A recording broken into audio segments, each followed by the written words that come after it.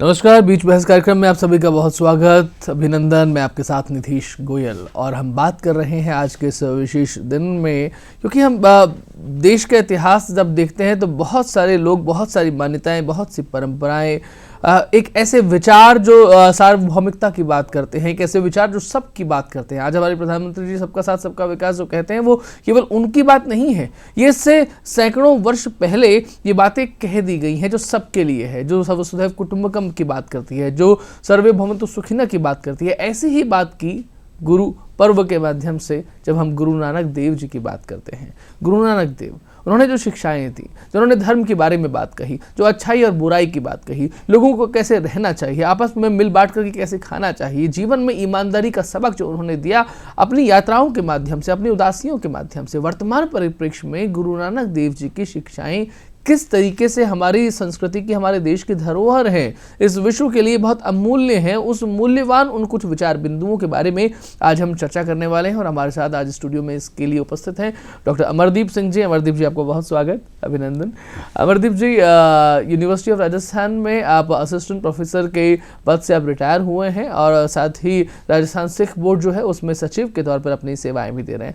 अमरदीप जी, जब हम गुरु नानक देव की बात करते हैं तो सबसे पहले हम एक उन शब्दों को लेते हैं, वो गुरु हैं, वो नानक हैं और वो देव हैं। तो कैसे एक नानक देव बना और गुरु के पद पर प्रतिस्थापित हुआ, शुरुआत यहाँ से करते हैं। गुरु नानक देव जी सिखों के संस्थापक के रूप में माने जाते हैं। पहले गुरु जो है, हमारे 10 गुरुओं में सबसे पहले गुरु गुरु नानक देव जी हैं। जब ये पैदा हुए तो जो दाई इनको लेके आई तो इनके माता पिता को उसने आते ही कह दिया कि ये बालक जो है साधारण बालक नहीं है। इनके चेहरे पे नूर जो था उस समय जब ये पैदा हुए थे, उस नूर को देखकर उसने इनकी ये बात कही। और गुरु नानक देव जी के आगे नानक देव कैसे पड़ा, इनका नाम नानक रखा गया। जब 7 साल की उम्र में ये देखा गया कि ये गुरु नानक देव जी हैं, ये ज़्यादा साधु संतों के साथ अपना समय बिताने में व्यतीत करते थे। ठीक है। और जो सामान्य बालक जो हैं, जो इधर उधर खेलते थे, उस प्रकार के वातावरण में ये नहीं रहते थे। तो इनको जानवर चराने के लिए भेजा गया पिता कालू मेहता जी की तरफ से। तो जब ये जानवर चराने के लिए गए, जानवर चरते रहे और ये एक जगह लेट गए। ठीक है। वहाँ पर धूप आ गई, ये सो गए। तो लोगों को आश्चर्य का ठिकाना नहीं रहा जब इनके ऊपर एक नाग ने जो है अपना फन देकर इनके ऊपर छाया की। तो उस गांव का जो मुखिया था उसने ये पहचान लिया। उसने कहा ये साधारण बालक नहीं है, ये देवताओं के यहाँ से पैदा हुआ बालक है। इसलिए उसने नाम जो है उस समय के बाद में नानक देव पड़ गया। और इसी प्रकार आगे जो है गुरु नानक देव जी जो है, उनका जो दिनचर्या थी, उनका जो रहन सहन था, उनका जो कार्य था, वो सब लोगों को लगता था कि ये आम दुनिया से हटकर कोई बालक हैं, कोई व्यक्ति हैं आगे चलकर। तो इसलिए उनका नाम जो है नानक देव पड़ा।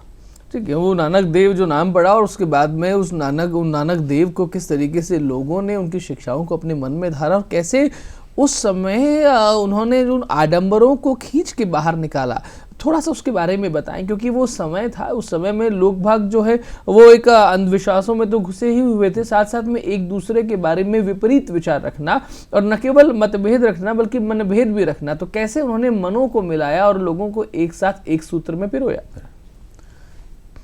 वो जो समय काल था, वो समय काल एक ऐसा था कि बहुत अंधविश्वास थे, धार्मिक आडंबर थे, पाखंड थे। लोग धर्म से जुड़ना चाहते थे लेकिन असली रूप में उस धर्म को जामा कैसे पहनाया जाए ये उन्हें समझ में नहीं आता था। लूटपाट बहुत थी। तो सबसे पहले उनका हम जिक्र करें कि वो इस सत्य की तरफ जो है वो कैसे बढ़े। जब पिताजी ने देखा कि ये सामान्य रूप से व्यवहार नहीं कर रहे हैं, ना इनका मन संसारिक कार्यों में लगता है, ये साधु सन्यासियों की तरफ ही जाते हैं और उनसे बैठकर चर्चा करते हैं, तो उन्होंने देखा व्यापार में इनका मन लगेगा तो ये धीरे धीरे जीवन इनका सुधर जाएगा। तो हर बाप चाहता है कि अपने बेटे को एक कमाई की तरफ लगाए, इसलिए उन्होंने बालाजी को इनके साथ भेजा, 20 रुपये देकर भेजा कि खरा सौदा करके आओ। खरा सौदा से उनका मतलब था कि भाई इससे सामान खरीदो, उस सामान को जो है आगे बेचकर उसमें प्रॉफिट कमाओ, उसे वो खरा सौदा मानते थे।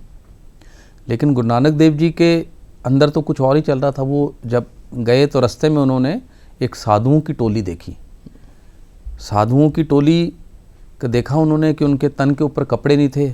वहाँ जाकर उनसे वार्तालाप किया तो पता चला भी उन्होंने कई दिनों से भोजन भी नहीं किया था। तो उन्होंने बालाजी को कहा कि भाई हम 20 रुपये इनको दे देते हैं, जिससे ये अपने भोजन की और अपने तन पर कपड़े ढकने की व्यवस्था कर लेते हैं। तो उन साधुओं के जो हेड थे उनके पास गए, उनको रुपए देने की पेशकश की, तो उन्होंने मना कर दिया कि भाई आप हमें वस्त्र ला दें और कच्चा सामान ला दें, जिससे हम रसोई बनाकर हम खाना खा लेंगे और तन भी ढक लेंगे। उन्होंने वही किया। बालाजी ने पहले तो उनको मना किया, लेकिन बाद में उन्होंने देखा कि भाई गुरु नानक देव जी मानेंगे नहीं, तो वो भी उनके साथ उसी रूप में लग गए और इसे उन्होंने सच्चा सौदा का नाम दिया। ठीक है। तो उनके पिताजी बहुत नाराज हुए और कहा कि भाई पिताजी इससे बढ़िया सौदा और क्या हो सकता है कि जिससे जो साधु हैं जी वो अपने तन के कपड़े ढक लें और भोजन उनमें मिल जाए, इससे बढ़िया सौदा और कोई नहीं हो सकता। तो जिस परोपकार की तरफ शुरू से ही ये लगने लग गया जी कि ये जो व्यक्ति हैं गुरु नानक देव जी, ये आम व्यक्ति नहीं थे, ये विलक्षण एक व्यक्ति थे जो गुरुओं ऊपर से जो सिर्फ इस परोपकार को फैलाने के लिए ही इस संसार के अंदर आए थे।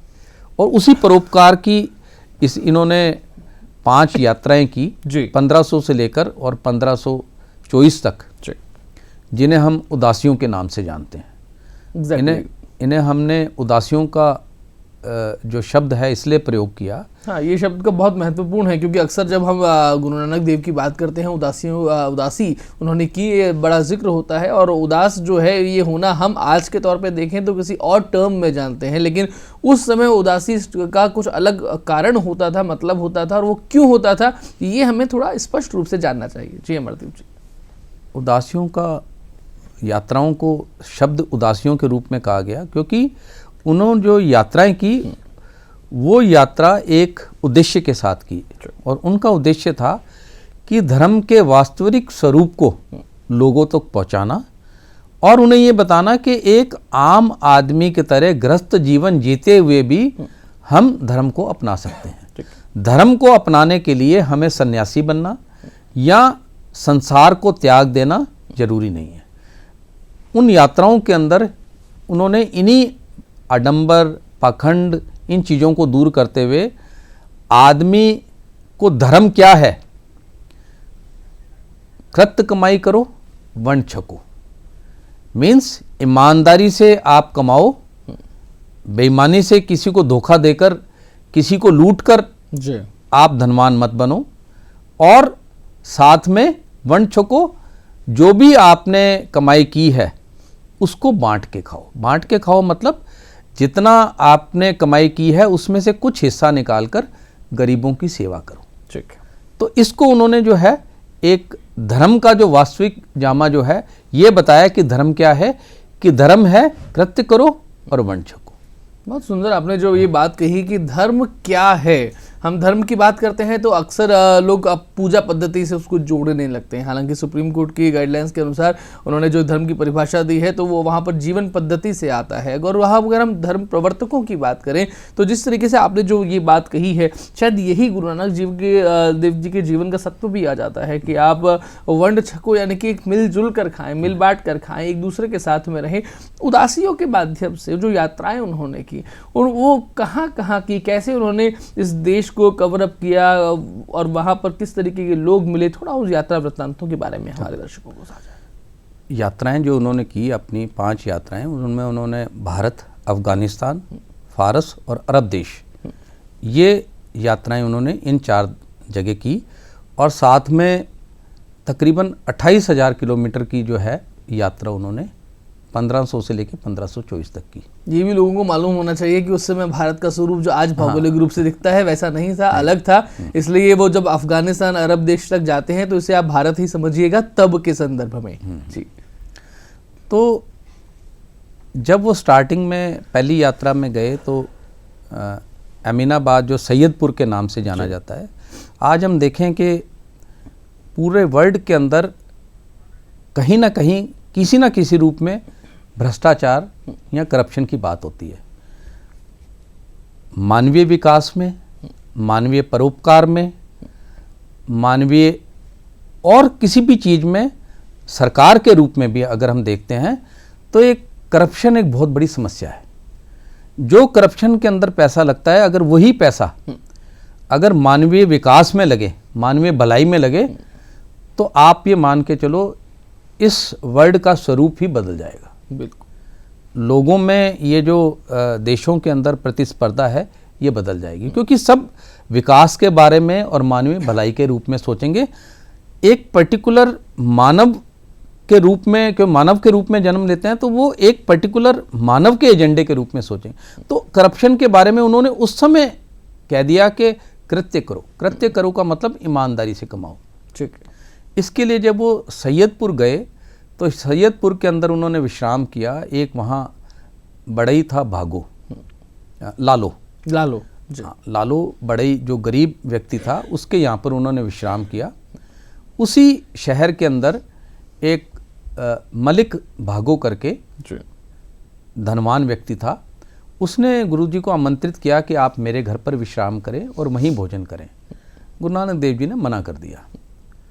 तो इससे बड़ा वो शुभ हुआ और उसने अपने व्यक्तियों को भेजा कि गुरु नानक देव जी को मेरे यहाँ लेके आओ। गुरु नानक देव जी गए वहाँ पर, तो उसने ये पूछा कि आपने मेरे भोजन को ठुकराकर उस गरीब व्यक्ति के भोजन को क्यों आपने अपनाया। ठीक है। तो उन्होंने कहा कि भाई आपके भोजन में लोगों का शोषण है, गरीबों का शोषण है, आपने बेईमानी से इस धन को कमाया है, इसलिए मैं आपके यहाँ ना ही रुका और ना ही आपका भोजन किया। उस व्यक्ति ने जो है ईमानदारी से कमाया है, अपना जो भी धन कमाया है ईमानदारी से कमाया है, और वो हर आने वाले व्यक्ति को वहाँ ठहराकर ईमानदारी का भोजन करवाता है। ठीक। तो वो उसने चुनौती दी कि आप इसे साबित कैसे करोगे, मैंने भी धन जो है बेईमानी से नहीं कमाया।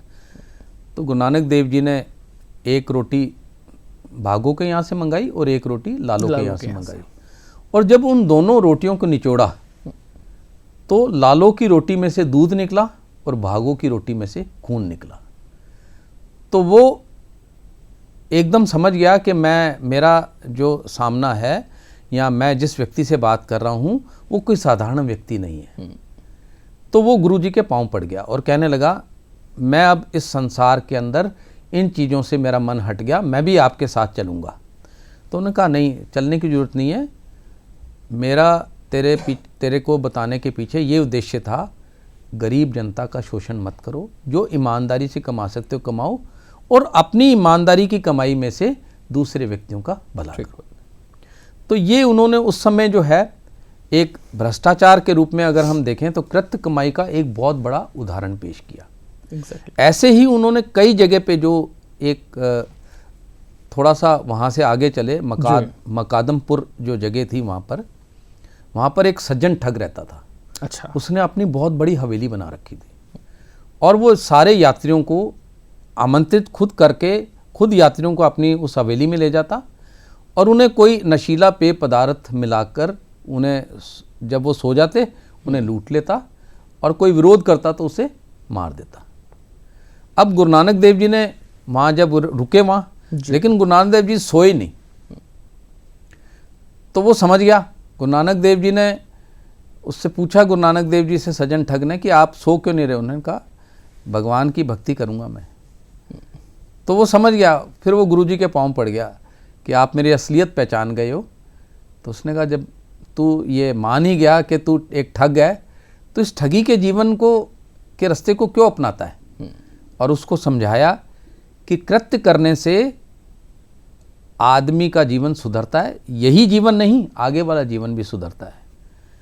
तेरे को जीवन भर खतरा बना रहता है कि कोई और ठग आके तुझे ना मार जाए, और तू कृत्य करके यात्रियों को यहाँ रुकवा के उनसे वास्तविक जो किराया लेगा और उनकी वास्तविक रूप से जो सेवा करेगा, उससे जो कमाई होगी वो तेरी वास्तविक कमाई होगी। एग्जैक्टली। ना तेरा किसी का भय रहेगा। ऐसे ही असम में जब वो गए तो मर्दाना जी जो थे उन्हें बड़ी जल्दी भूख लग जाती थी। तो मर्दाना जी ने, गुरुजी तो विश्राम करने लगे और मर्दाना जी जो है भोजन की तलाश में आगे निकल पड़े।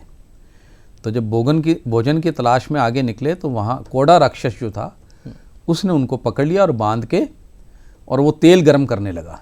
अच्छा। एक कढ़ाई में उसको पकाकर खाने के लिए। तो जैसे ही वो तेल के अंदर उसने अपना वो चलाया गोमछा जी, तो गुरु नानक देव जी प्रकट हो गए। अब वो कोड़ा राक्षस जो है आश्चर्यचकित रह गया कि ये कैसा हुआ। तो वो समझ गया कि ये जो प्रकट हुए हैं ये कोई साधारण मनुष्य नहीं है। वो गुरुजी के पांव पड़ गया और गुरुजी ने कहा कि भाई राक्षस योनि तेरे को मिली है, कोई बात नहीं, लेकिन जरूरी नहीं है कि राक्षस योनि के अंदर तू ये गलत काम करे। ठीक बात। वो फिर उसके बाद में वो मानव भलाई के अंदर लग गया। इसी प्रकार आडंबरों को दूर करने के लिए जब ये यहाँ पर पहुँचे गंगा नदी पे जी, तो वहाँ पर जो है जितने भी पुजारी लोग थे वो पूर्व की तरफ खड़े होकर जल को अर्घ दे रहे थे, अर्घ के रूप में जल को। ठीक है। तो गुरु नानक देव जी ने पूछा कि भाई आप ये क्यों कर रहे हैं? कि ये ऐसे अर्घ देने से हमारे पूर्वजों को जो है जल पहुँचेगा। तो गुरु नानक देव जी पश्चिम में खड़े होकर जल देने लग गए। तो उन्होंने कहा कि आप किसको जल दे रहे हो? कि मैं मेरे पंजाब में खेतों को जल दे रहा हूँ। तो कि यहाँ से पंजाब कैसे पहुँचेगा जल? तो उसने कहा, गुरु नानक देव जी बोले कि जब यहाँ से पंजाब नहीं पहुँच सकता तो तीसरे लोक में वो जल कैसे पहुँच सकता है? तो गुरु नानक देव जी ने इस रूप में सबको समझाने की कोशिश की कि भाई धर्म क्या है? धर्म है कृत्य करो और वर्ण छको। धर्म वास्तविक रूप में अगर ईमानदारी से आदमी कार्य करता है वही उसका वास्तविक धर्म है। ऐसे ही गुरु नानक देव जी नदी के किनारे बैठे थे मर्दाना जी के साथ जी, तो उसमें उन्होंने डुबकी लगाई। डुबकी लगाने के बाद में लोगों ने सोचा कि 3 दिन तक जब वो प्रकट नहीं हुए कि वो चले गए। गुरु नानक देव जी प्रकट हुए और उन्होंने फिर संसार को बताया, एक ओंकार का नाम लिया। भाई ईश्वर ही सत्य है, सत्य ही ईश्वर है और ईश्वर ही सत्य है। तो आप सत्य बोलेंगे, कृत्य करेंगे और वर्ण छकेंगे तो आप वास्तविक धर्म को अपनाएंगे। और आज आप ये देखो सिख धर्म जो है वो इन्हीं 3 चीज़ों पे आधारित है। सत्य बोलना, कृत्य करना। हमारे यहाँ पर ये कहते हैं कि भाई हर व्यक्ति को जो सिख है जी, अपने आप को सिख धर्म से जुड़ा हुआ मानता है तो उसे दसवंध निकालना चाहिए अपनी कमाई का, 10वां हिस्सा निकालना, है ना। तो वो 10वां हिस्सा किस लिए? कि ईमानदारी की कमाई से अगर हम दसवंध निकालेंगे, वंड छको, ये आप कोई भी गरीब आएगा उसके लिए उसको दे सकते हैं। आप दसवंध निकला होगा तो आपको देने में दिक्कत नहीं होगी। ठीक बात है। वो दसवंध के पीछे यही है। हमारे यहाँ जो ये लंगर चलते हैं जी, उसके पीछे, लंगर के पीछे भी यही उसका भौतिक स्वरूप है कि भाई आप अगर दसवंध निकालेंगे तो आप गरीबों की सेवा कर सकते हैं, दसवंध दे सकते हैं।